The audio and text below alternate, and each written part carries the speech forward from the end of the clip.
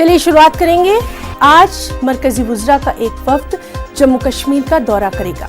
ये वफ्द जम्मू कश्मीर के अवाम को दफा 370 की मनसूखी के बाद मिलने वाले फवायद के ताल्लुक से आगाह करेगा। जम्मू कश्मीर में तरक्याती कामों को लेकर लिए गए इक़दामात से भी अवाम को रोशनास कराया जाएगा। गौरतलब है कि वज़ीर-ए-आज़म नरेंद्र मोदी ने जम्मू कश्मीर के दौरे पर जाने वाले वुज़रा से जमा होने को कहा था कि वो वहां शहरी इलाकों में ही नहीं बल्कि वादी के गांव में भी लोगों के बीच तरक्याती कामों का पैगाम पहुंचाए।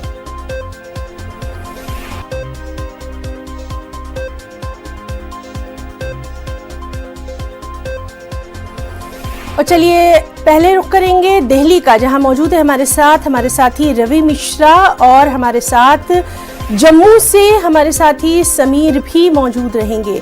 रवि, सबसे पहले आपसे यही जानना चाहेंगे, जिस तरह से ये जो दौरा होने वाला है, लगातार पीएम खुद इस दौरे की निगरानी कर रहे हैं, और क्या कुछ डिटेल्स?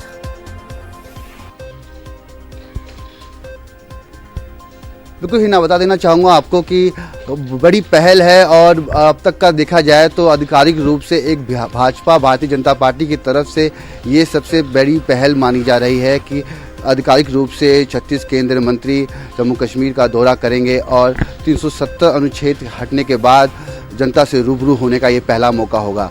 इस बीच इस पूरे कार्यक्रम के दौरान ये तमाम केंद्रीय मंत्री जगह जगह कस्बों में पहुंचेंगे। बात करें श्रीनगर की, पुलवामा डिस्ट्रिक्ट की, बात करें आप अलग अलग तमाम इलाकों की, तो वहाँ पर वो पहुंचकर जनता से रूबरू होंगे, उनकी समस्याओं को सुनेंगे और अधिकारियों को वहाँ पर दिशा निर्देश दिया जाएगा उनकी समस्याओं का निवारण और उनकी समस्याओं का समाधान के लिए वहाँ पे करंट एक्शन भी लिया जाएगा। और कहीं ना कहीं ये एक पहली पहल है आप कह सकते हैं, और जनता जनार्दन से मिलने के लिए, उनको वहाँ पर पहुँचने के लिए तमाम बड़े नेता, केंद्रीय मंत्री की बात करें आप तो 18 तारीख से लेकर 24 तारीख तक का ये कार्यक्रम है। और एक एक कर तमाम अगर आप आज की बात करें तो जम्मू कश्मीर में जितेंद्र सिंह, अर्जुन राम मेघवाल, वो तमाम बड़े नेता वहाँ पर पहुँच रहे हैं और जनता से मिलने का मौका मिलेगा उनको, और वो उनसे संवाद करेंगे और उनसे एक एक व्यक्ति से बात किया जाएगा कि आखिर आपको कोई दिक्कत परेशानी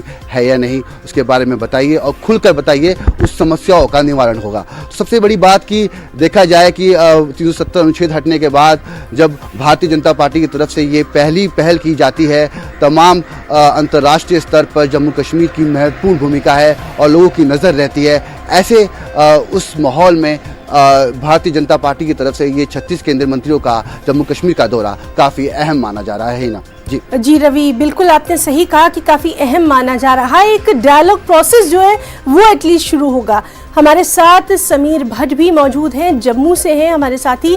समीर, लगातार हम आपकी कई रिपोर्ट्स देख रहे थे कि वहाँ पर कई तरक्याती काम किए गए हैं, चाहे हेल्थ सेंटर की बात करें, एजुकेशन की बात करें, रोड्स की बात करें, बहुत सारे काम हुए हैं।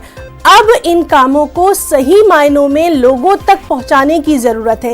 इस सिमत में ये सबसे अहम कदम हम इसको मान सकते हैं। समीर, एक बहुत बड़ा इनिशिएटिव है गवर्नमेंट ऑफ इंडिया का, सेंटर्स आउटरीच प्रोग्राम फेज 1। उसके तहत 18 से 24 तारीख तक जो 48 मंत्री हैं, 48 जो मंत्री हैं वो यहाँ पे दौरा करेंगे। 38 मंत्री पहले आएंगे पहले फेज में, वो यहाँ पे दौरा करेंगे पूरे जम्मू कश्मीर और लद्दाख यूटी का। और तीन चीजों के लिए ये मिशन है, ये आउटरीच प्रोग्राम है। पहला कि जो 370 हटाने के बाद, 35A हटाने के बाद और जो स्टेट को यूटी में कन्वर्ट करने के बाद एक गलतफहमी बहुत लोगों में, एक गुस्सा भी है, एक जो हम ये कह सकते हैं एक तरह से डिसअपॉइंटमेंट भी है, अब कुछ लोग इससे खुश नहीं है। उन लोगों को समझाने की कोशिश की जाएगी कि ये जो 370 हटाया गया है, दफा 370 हटाया गया है या बाकी डिसीजन लिए गए हैं अगस्त 5 को, ये लोगों के मफाद में है। क्योंकि सेंट्रल गवर्नमेंट को लगता है कि कहीं ना कहीं एक बड़ा तबका अभी भी ये डाइजेस्ट नहीं कर पा रहा है कि ये चीजें हुई हैं, वो लोग इससे खुश नहीं है। तो उनको समझाने की कोशिश की जाएगी इसके ये जो डिसीजन लिया गया है ये लोगों के मफाद में लिया गया है, न कि उनके खिलाफ लिया गया है। तो पहला ये है। दूसरा जो है कि बहुत सारी स्कीम्स यहाँ पे PMDP जो प्राइम मिनिस्टर डेवलपमेंट प्रोग्राम के तहत, जिस तरह आपको याद होगा कि मोदी गवर्नमेंट ने, जब मोदी गवर्नमेंट 1 थी तो उन्होंने 80,000 करोड़ रुपए का PMDP के तहत प्रोग्राम अनाउंस किया था, पैकेज अनाउंस किया था। तो उसके तहत बहुत सारे इनिशिएटिव लिए गए, बहुत सारी स्कीम्स इम्प्लीमेंट की गई, बहुत सारी स्कीम्स को इनिशिएट किया गया। तो ये जो मंत्री आएंगे पहले फेज में, जो 38 मंत्री आएंगे 18 से 24 तारीख तक, वो उसका मुआयना करेंगे कि आखिर जो सेंटर जो ये स्कीम्स हैं, जो प्रोजेक्ट इस PMDP के तहत इनिशिएट किए गए थे, तो उनका स्टेटस क्या है, उनका वो काम कहाँ तक पहुंचा है। चाहे बिल्डिंग्स की बात करें, रोड्स की बात करें, हॉस्पिटल्स की बात करें, या कई सेक्टर्स में जो इनिशिएटिव ले रहे हैं, तो उनका स्टेटस कहाँ है, वो कहाँ पे है इस टाइम। और तीसरी बात, जो सबसे बड़ी बात है कि जो ये मंत्री हैं, ये न सिर्फ डिस्ट्रिक्ट्स में जाएंगे बल्कि ये तहसील में जाएंगे, ये ब्लॉक्स में भी जाएंगे।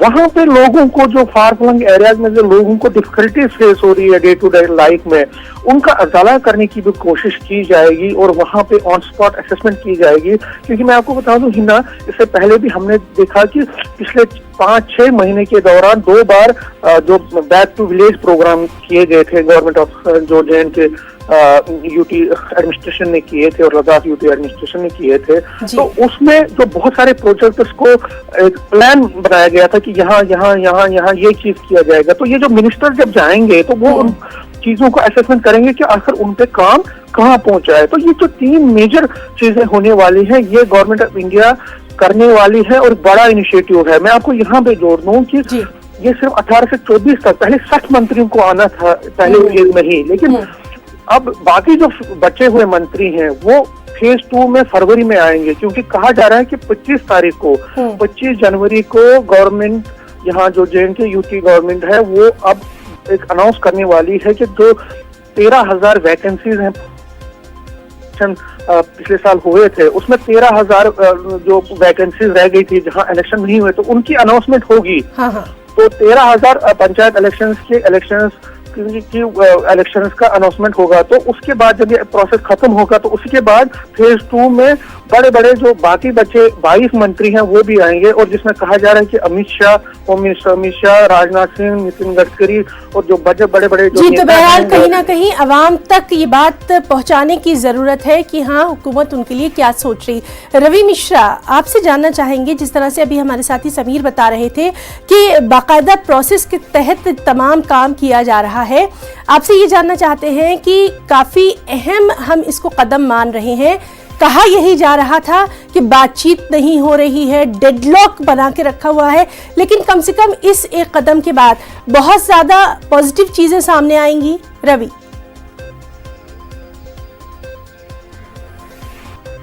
बिल्कुल, क्योंकि यहाँ देखिए काफ़ी महत्वपूर्ण हो जाता है अंतर्राष्ट्रीय स्तर पर ये साबित करना कि हम अपने सभी राज्यों के प्रति एक ही विचारधारा रखते हैं।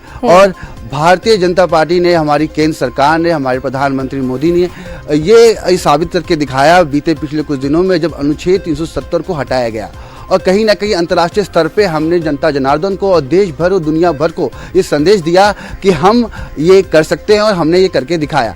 मगर कहीं ना कहीं इसकी निंदा की जा रही थी और कहीं ना कहीं ये बताया जा रहा था कि जम्मू कश्मीर में सब कुछ सही से नहीं चल रहा। और देखा गया होगा कि, और देखा आपने कि बीते पिछले कुछ दिनों से तमाम डेलीगेट्स बाहर अलग देशों से भी आ रहे थे और कहीं ना कहीं ये संवाद की जरूरत थी और सबने बताया कि सब कुछ सामान्य रूप से चल रहा है। ये मीडिया में एक और हर जगह है कि सब हर जगह से सुचारू रूप से चल रहा है, मगर कहीं ना कहीं संवाद की कमी थी। अब जब केंद्र सरकार की तरफ से ये इतना बड़ा इनिशिएटिव लिया जाता है और इतने बड़े कार्यक्रम के तहत 18 तारीख से लेकर 24 तारीख तक केंद्र मंत्रियों का दिल्ली से जम्मू कश्मीर की तरफ जाना और वहाँ पर घाटियों में, कस्बों में लोगों से मिलना, उनसे रूबरू होना, उनकी समस्याओं को सुनना, कहीं ना कहीं एक संवाद को स्थापित करना है और एक संवाद को स्थापित करता है और एक समस्याओं का समाधान करने के लिए काफ़ी महत्वपूर्ण प्लेटफॉर्म भी दिखाता है लोगों को, दर्शाता है लोगों को कि उनकी समस्याओं का निवारण होता है कि नहीं। और कहीं ना कहीं इसके लिए ही ये महत्वपूर्ण कार्यक्रम का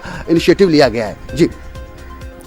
जी, तो दोनों का हम बहुत बहुत शुक्रिया अदा करना चाहेंगे। रवि मिश्रा आपका दिल्ली से और समीर भट्ट जम्मू से तमाम तर तफसीलात दे रहे थे। दोनों साथियों का बहुत बहुत शुक्रिया।